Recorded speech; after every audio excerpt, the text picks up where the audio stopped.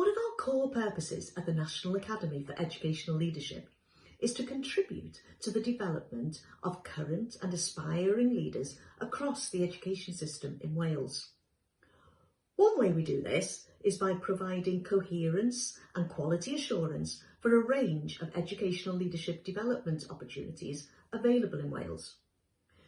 We encourage all providers who develop and deliver leadership development provision to consider bringing their provision forward for endorsement.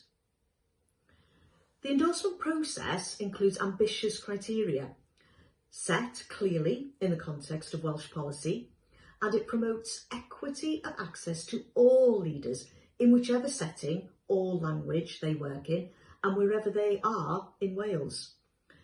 We're also keen to encourage the development of new and innovative provision. So please, if you have current provision which is demonstrating impact, bring it forward for endorsement. And if you have some innovative ideas about leadership provision, please share those ideas with us and find out about our innovation funding pathway.